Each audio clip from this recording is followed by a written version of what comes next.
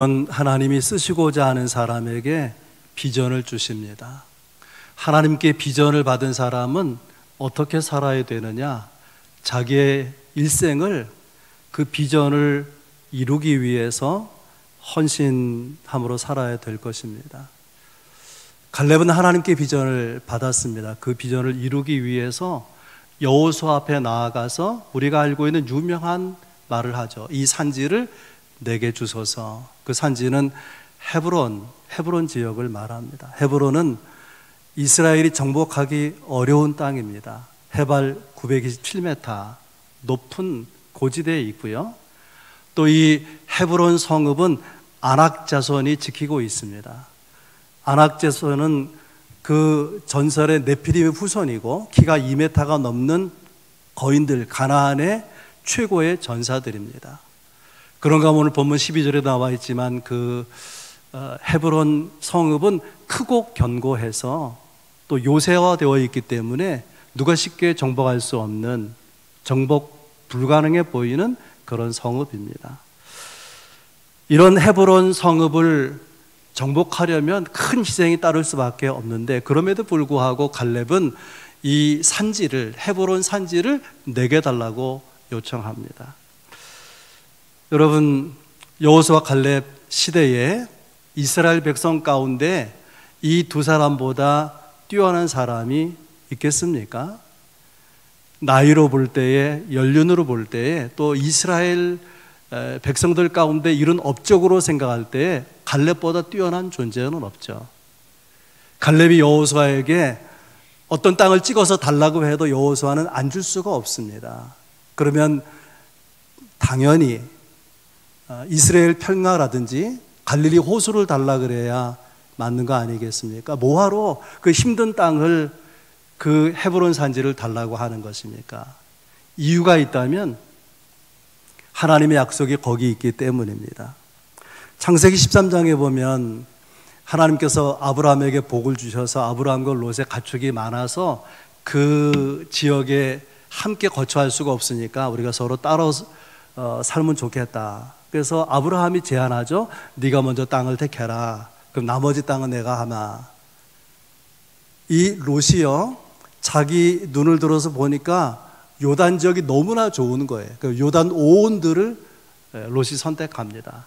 나머지 찌꺼기 같은 그런 땅을 아브라함이 차지할 수밖에 없었어요. 인간적으로는 배신감도 느끼고 또 인간적으로 섭섭하기도 했을 것인데, 하나님께서 찾아오셔서 아브라함에게 매우 특별한 말씀을 하십니다. 창세기 13장 14절에 너는 눈을 들어서 동서남북을 바라보라.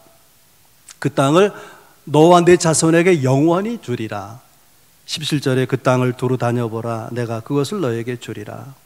요약하면은 눈을 들어서 땅을 바라보라. 바라본 땅을 두루 다녀보라. 그 땅을 너와 내 자손에게 영원히 주리라. 그런 말씀이죠. 그래서 아브라함이 살게 된 지역이 어디냐? 바로 헤브론입니다. 창세기 13장 18절이에요. 아브라함이 장막을 옮겨 헤브론에 거주하며 거기서 여호와를 위하여 제단을 쌓았더라. 하나님의 격려와 축복을 받고 헤브론에 거주하며 살면서 거기서 제단을 쌓았다는 거예요. 헤브론에서 첫 예배를 드린 것이죠. 후에 아브라함은 이 헤브론 지역을 돈을 주고 사서 사랑하는 아내 사라가 죽었을 때 그곳에 아내를 묻게 되죠. 훗날 자기도 헤브론 땅에 묻히게 되고 그 아들 이삭의 부부, 손자 야곱의 부부도 헤브론 땅에 묻히게 됩니다.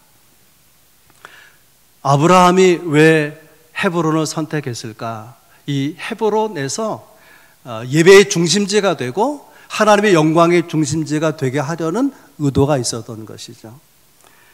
그래서 헤브론을 가진 자가 아브라함의 믿음을 계승하는 자가 된다는 것, 이것을 갈렙이 알게 된 거예요. 하나님의 역사가 어디에 있는가, 하나님의 축복이 어디로 향하고 있는가, 그것이 헤브론이다라는 것을 갈렙이 알게 된 것이죠. 그래서 여호수아에게 이 험지, 이 산지를 내게 달라고 요청합니다. 그런 갈렙이 누구인가 함께 나누면서 주일 아침에 함께 은혜 받길 바랍니다. 갈렙은 성실한 사람. 7절 말씀에 내 나이 40세에 여호와의 종 모세가 가데스 바네아에서 나를 보내어 이 땅을 정탐하게 하였으므로 내가 성실한 마음으로 그에게 보고하였다. 성실한 마음으로. 아무래도 중요할 것 같아서 원어 사전을 찾아보니까는 이렇게 돼 있어요. 내 마음에 있는 대로. 갈렙의 마음에 있는 대로 보고했다. 그래도 확실치 않잖아요. NIV라고 하는 영어 성경을 찾아보니까 이렇게 돼 있어요. According to my conviction. 내 확신을 따라서 모세에게 땅을 탐지하고 나서 보고했다는 거예요. 이 갈렙이 가나안 땅을 탐지하는 가운데 하나님이 그에게 확신을 주셨어요. 이 약속의 땅이다. 그래서 그 확신에 따라서 모세에게 보고했다는 거죠. 우리가 잘 아는 표현으로 바꾸면 믿음으로 보고했다, 그런 뜻입니다. 45년 전에 있었던 일을 소환해서 그걸 끄집어내서 지금 여호수아 앞에 모세가 정탐꾼을 보냈던 사건을 말하고 있는 것입니다. 여러분, 그때로 돌아가서 45년 전으로 돌아가서 생각해 보세요. 애굽에서 나와서 1년쯤 지났을 때 모세가 12명의 정탐꾼을 가나안 땅에 들여보내게 됩니다. 12명은 각 지파의 대표자들이에요. 가서 보니까 어느 지역은요 정말 너무 비옥한 거예요.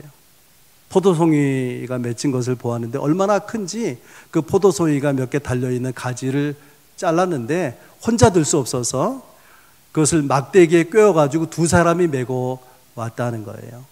그래서 그 포도송이를 백성들에게 보이면서 이렇게 말합니다. 과연 가나안 그 땅은 젖과 꿀이 흐르는 약속의 땅입니다. 그런데 문제가 있습니다. 거기 아낙 자손 거인들이 있고 그들이 지키고 있는 헤브론 성읍은 크고 견고해서 결코 우리가 정복하지 못할 것입니다. 이런 보고를 듣게 된 이스라엘 백성들이 성경에는 간담이 녹았다, 그렇게 되어 있어요. 간의 간은 우리 장기의 간이고 담은 쓸개입니다. 간과 쓸개가 녹아버릴 정도로 두려움을 느꼈다는 거죠. 결국 이스라엘은 가나안 땅에 들어가 보지도 못하고 이 광야에서 죽게 될 것이 염려가 되니까 모세를 원망하고 하나님을 원망했습니다. 그리고 통곡하고 있는데 갈렙이 이런 흥분한 흔들리는 백성들을 다 잠잠하게 하고 이렇게 말합니다. 우리는 반드시 가나안 땅을 정복해야 됩니다. 하나님이 우리를 기뻐하시면 우리는 그 땅에 들어가게 될 것입니다. 그들은 우리의 밥입니다. 하나님이 함께 하시면 우리는 그 땅을 차지하게 될 것입니다. 똑같은 땅을 12명이 정탐했는데 10명의 정탐꾼과 여호수아 갈렙 이 정탐꾼의 보고가 이렇게 다를 수가 있습니까? 무엇이 이런 차이를 내게 만드느냐? 여호수아 갈렙은 탐지하라고 한 땅을 믿음으로 본 것입니다. 나머지 10명의 정탐꾼은 눈에 보이는 대로 본 거예요.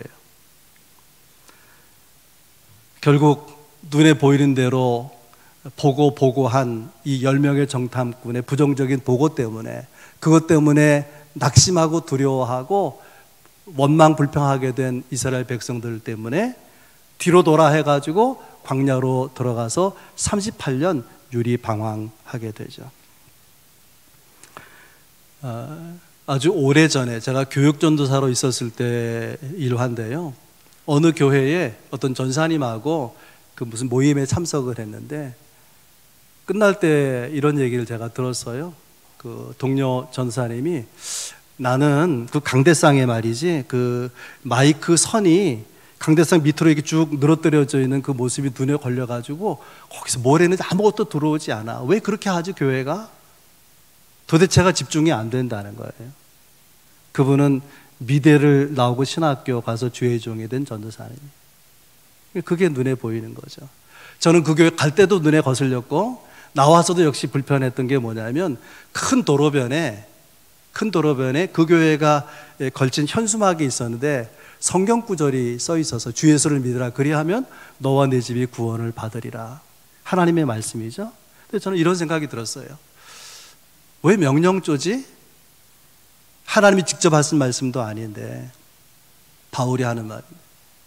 왜 명령조지? 이걸 좀 존댓말로 바꾸면 좋지 않을까? 예수님을 믿으십시오. 하나님은 여러분과 가정에 구원을 베푸실 것입니다. 얼마나 좋습니까?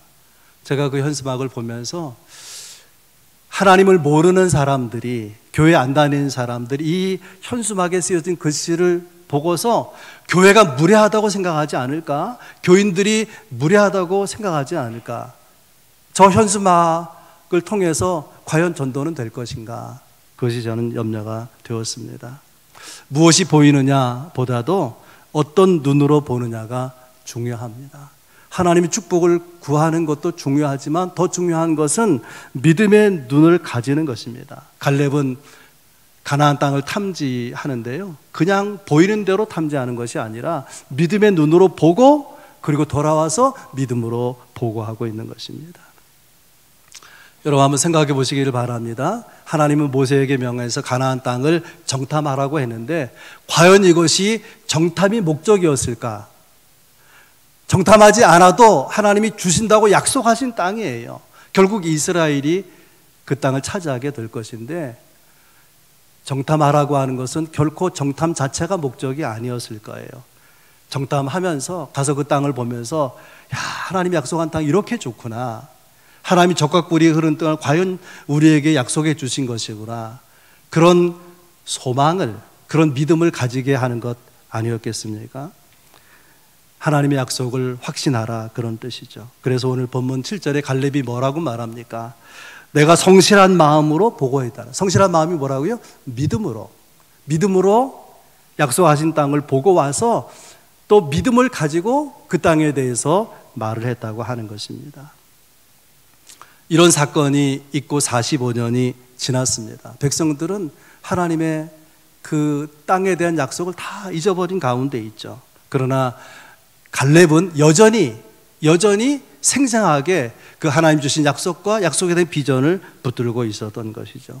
여러분 어떤 경우에도 믿음이 흔들리지 않기를 바랍니다. 우리의 믿음이 흔들리면 믿음을 통해 주시는 하나님의 복도 흔들리게 되는 거예요. 하나님이 우리에게 요구하시는 것은 성실한 마음. 그게 뭐라고요? 믿음으로 보고 믿음으로 생각하고 믿음으로 사는 그런 삶의 태도를 우리에게 요구하신다는 것입니다. 갈렙이 누구냐? 그런 성실한 마음으로, 그러니까 믿음으로 삶을 살아가는 사람. 두 번째, 갈렙이 누구냐? 충성한 사람. 충성의 사람이 아니고 충성한 사람. 8절에 이렇게 되어 있어요. 나는 내 하나님 여호와께 충성하였으므로. 이것도 원어를 영어 성경에 뭐라고 번역했냐면은 이 히브리어를 wholeheartedly, 전심으로, 그런 말이죠. 나는 전심으로 하나님을 따랐다. 그래서 이 갈렙이 충성한 사람이라고 하는 거예요. 이것을 모세도 인정합니다. 오늘 본문 9절에 보면 내가 내 하나님 여호와께 충성하였은즉, 충성했다고 말하죠. 또 민수기 14장 24절에 보면 하나님도 인정하셔서 내 종 갈렙은 그 마음이 그들과 달라서 나를 온전히 따랐은즉, 하나님이 갈렙의 충성됨을 인정해 주셨습니다. 어떻게 갈렙은 다른 사람과 다르게 온전히 하나님을 따를 수 있었을까? 하나님께 충성됨을 인정받을 수 있었을까? 하나님이 직접 말씀하셨어요. 내 종 갈렙은 그들과 마음이 달라서, 그 마음이 다른 사람들과 달랐다는 거죠. 다른 사람들과 마음이 달랐다는 거예요. 이것도 영어 성경에는 이렇게 되어 있어요. 갈렙 has a different spirit. 다른 스피릿을 가지고 있다는 거예요. 다른 정신, 다른 심령. 어떻게 그게 가능할까요? 하나님의 영이 그의 마음을 만지고 그의 마음을 사로잡으면 사람들과 다른 스피릿을 가지게 되는 것이죠. 여러분, 하나님이 요구하시는 충성, 그것은 우리의 성품면의 기질에서 오는 것이 아닙니다. 하나님의 성령이 우리의 마음을 지배하면, 우리의 마음을 채우시면 자연스럽게 충성됨이 흘러나오는 것 아니겠습니까? 부정적인 보고를 한 10명의 정탐꾼 때문에, 그것 때문에 마음이 흔들려서 낙심하고 원망한 이스라엘 백성 때문에 38년 가나안 땅에 들어가는 시간이 늦춰지죠. 갈렙 입장에서는 자기의 소중한 인생의 38년이 그냥 흘러가 버린 거예요. 지나가 버린 것입니다. 여러분, 다른 사람 때문에 여러분의 삶이 낭비된 그런 경험이 있습니까? 다른 사람 때문에 방해를 받아서 내가 오자 하는 일이 수십 년 막힌 그런 경험을 가지고 있습니까? 갈렙이 인간적으로는 매우 억울하고 답답했을 것입니다. 어떻게 갈렙은 이 어려운 답답한 시간들을 견디고 극복해내었을까? 10절에 이렇게 말합니다. 이스라엘이 광야에서 방황한 이 45년 동안 여호와께서 말씀하신 대로 나를 생존하게 하셨나이다. 나이가 85세가 된 거예요. 나를 생존하게 하셨나이다. 말씀하신 대로. 이 말은 생명을, 그 수명을 하나님 붙들고 있었다는 말이죠. 어떻게 해요? 하나님의 영이 역사해서. 하나님의 영이 우리에게 건강도 주시고 생명도 연장시키는 거예요. 그러니까 갈렙이 45년 동안 인간적으로 너무 견디기 어려운 시간이었지만은 하나님의 영이 그를 사로잡아서 어렵지 않게 이 시간을 지나올 수 있었다는 거예요. 우리 삶이 아무리 복잡해도 성령 충만한 사람에게는 심플합니다. 우리의 삶이 아무리 답답해도 성령 충만한 사람은 시원하게 그 삶을 풀어가는 것입니다. 그런 사람이 우리 주변에 있으면 두려움이 사라지고 염려가 사라지고 근심이 사그러들고 하나님 평강이 임하게 될 것입니다. 갈렙 그는 누구냐? 성령 충만 가운데 충성한 사람이었다는 거예요. 가장 중요한 이야기를 이제 나누려고 해요. 갈렙은 누구냐? 갈렙은 비전으로 산 사람. 비전을 품은 사람이 아니라 비전으로 산 사람. 6절에 갈렙을 성경은 이렇게 소개합니다. 그니스 사람 여분네 아들 갈렙. 일부러 적은 거예요. 일부러. 하나님이 일부러 이것이 성경에 기록되게 한 거예요. 갈렙이 누구냐? 그니스 사람이라는 거예요. 다시 말하면 혈통으로 이스라엘 백성이 아니라는 거예요. 에서의 후손이고 이스라엘 입장에서는 이방인이에요. 애굽 땅에서 노예로 살아서 이스라엘 백성과 함께 이스라엘 백성이 출애굽할 때에 같이 묻어 나왔어요. 유다 지파에 속해서. 그래서 이방인인데 유대 지파에 속한 사람이 된 거예요. 갈렙의 비전은 유다 지파가 받은 비전을 품고 있는 것입니다. 창세기 49장 10절 규가, 이 규라는 것은 왕이나 황제가 지휘한 주의봉을 말하는 거예요. 규가 유다를 떠나지 아니하며 통치자의 지팡이가 그 발 사이에서 떠나지 아니하기를 실로가 오시기까지 이르리라. 실로는 메시아를 가리키는 별칭이에요. 그러니까 이 창세기의 말씀은 유다 지파에서 메시아가 온다는 거예요. 갈렙이 무슨 지파라고요? 유다 지파 사람이 된 것입니다. 그래서 이 유다 지파 통해서 메시아가 오시는데 내가 이 지파에 약속된 축복을 받아야 되겠다. 그래서 헤브론을 요구하는 거예요. 헤브론은 하나님께서 아브라함에게 주신 땅이죠. 하나님께서 아브라함과 후손에게 이 땅을 영원히 가지게 되리라 말씀하신 땅, 그것을 갈렙이 선택하고 요구한 것입니다. 하나님의 약속이 살아 숨쉬는 땅, 하나님의 축복과 메시아의 비전이 소망으로 주어져 있는 그 땅을 놓칠 수가 있겠습니까? 그래서 그 땅 헤브론을 달라고 요청한 것입니다. 여호수아와 갈렙은요, 나이도 비슷하고 같이 정탐했던 사람이고 같이 정복전쟁에 참여해서 공이 비슷해요. 그런데 하나님이 이스라엘 백성의 현실적인 실제적인 리더로 누굴 세웠습니까? 1인자가 여호수아예요. 인간적으로는 질투가 나지 않겠어요? 인간적으로는 불평이 있지 않겠습니까? 갈렙엔 그게 없어요.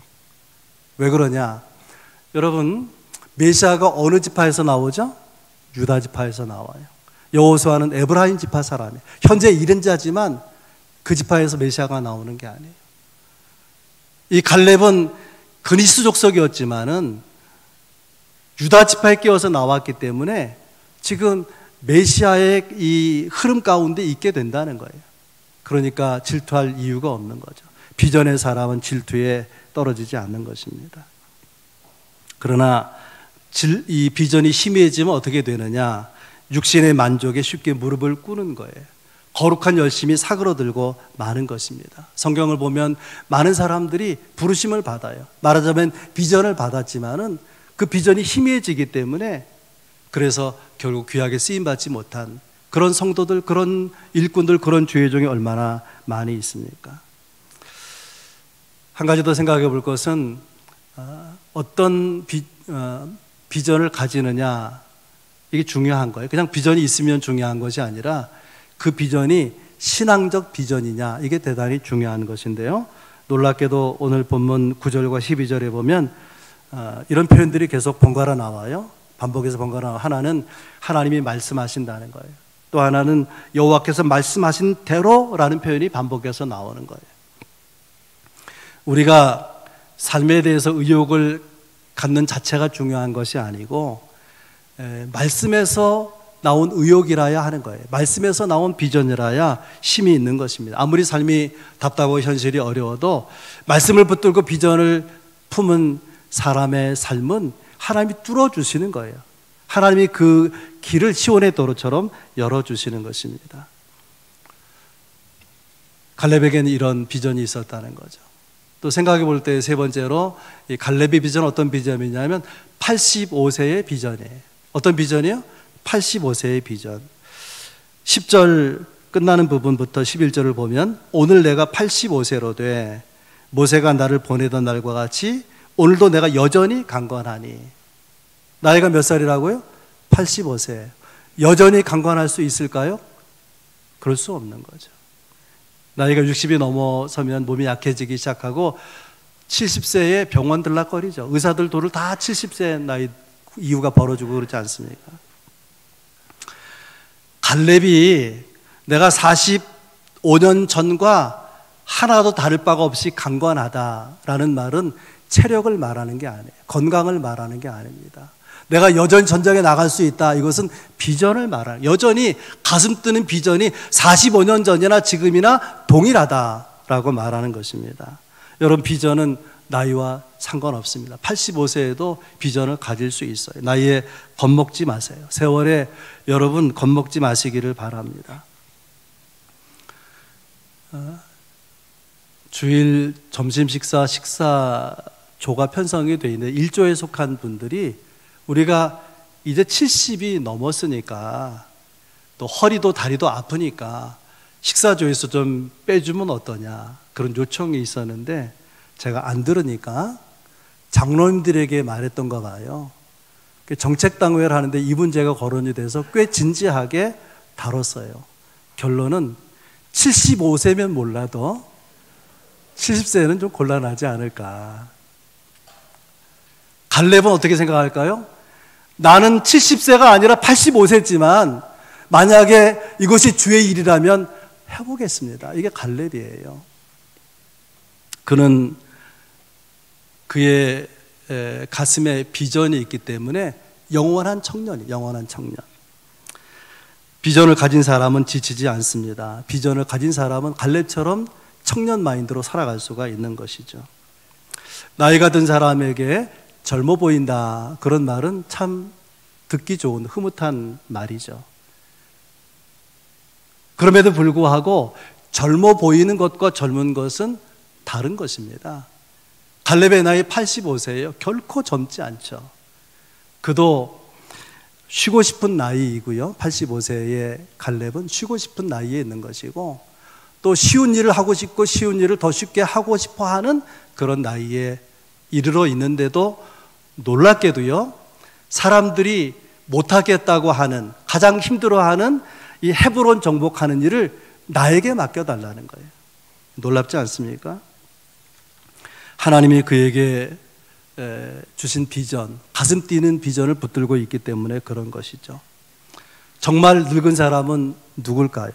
세월이 사람을 늙게 하는 것이 아니라 마음의 자세가 늙으면 그는 늙은 사람인 것입니다. 한창 젊은 나이에 있는데 그 생각이, 그 마음이 늙어버린 거예요. 어떤 사람은 충분히 나이가 들 만큼 든 노인인데도 불구하고 청년 이상의 의욕을 가지고 있는 거예요. 꿈과 비전을 가지고 있는 것입니다. 정말 늙은 사람은 꿈을 잃은 사람, 비전을 잃은 사람이에요. 다시 가슴이 뛰고 하나님이 주신 비전을 가슴에 품을 수 있다면 그는 하나님의 젊은 사람인 것이죠. 갈렙에게는 그런 가슴 뛰는 비전이 있었습니다. 오늘 말씀과 관련된 민수기 14장 8절 9절에 이런 말씀이 있어요. 여호와께서 우리를 기뻐하시면 그 땅을 우리에게 주시리라. 그들은 우리의 먹이라. 여호와는 우리와 함께 하시느니라.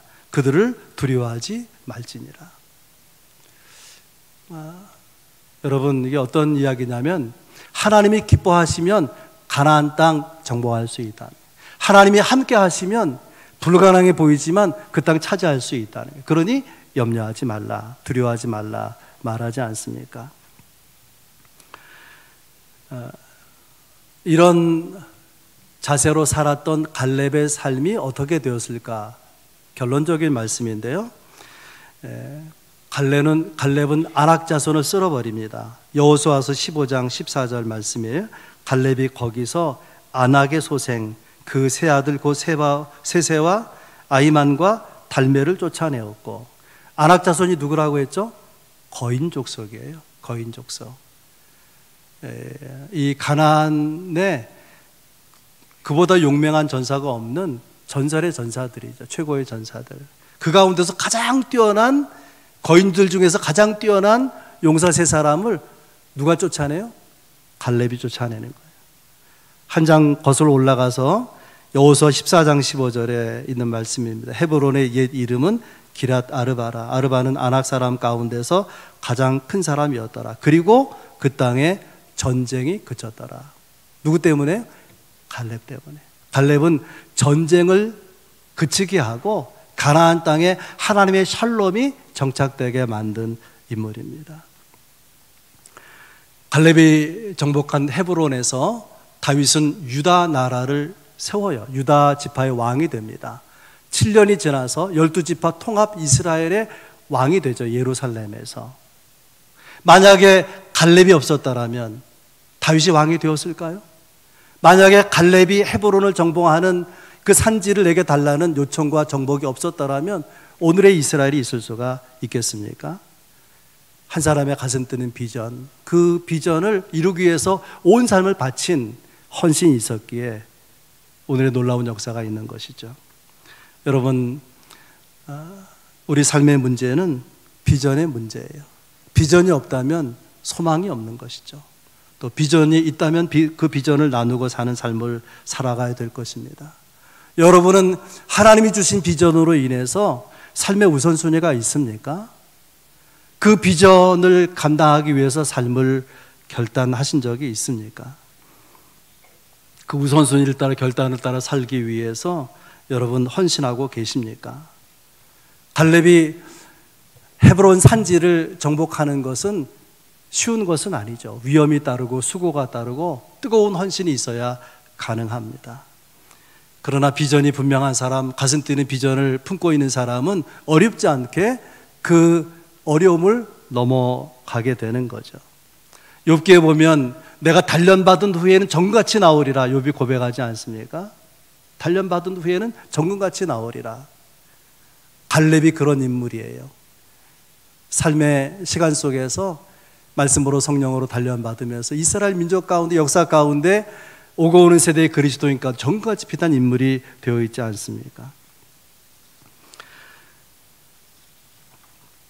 여러분, 갈렙처럼 하나님이 주신 비전을 붙들고 흔들리지 않고 사시기를 바랍니다. 그 비전이 분명하면 손해보는 거를 어려워하지 않아요. 그 비전 때문에 참기도 하고 열심을 내기도 하는 것이죠. 여러분에게 묻고 싶어요. 하나님이 여러분에게 주신 비전이 여러분이 구체적인 삶을 살아가는 기준이 되고 있습니까?